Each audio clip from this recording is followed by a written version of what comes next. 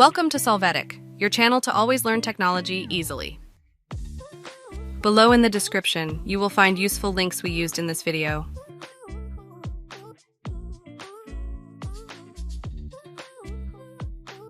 Today in Solvetic, we will see how to stop your computer PC turning off or sleeping after 10 or 15 minutes.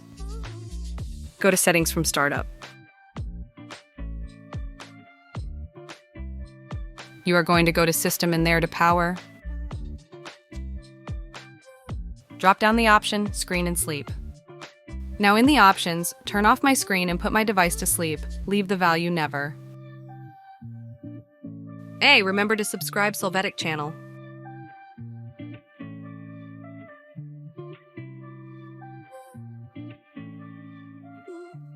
We hope it has been helpful for you. Here are links to watch more videos of your interest and subscribe to the Solvetic channel. Thank you.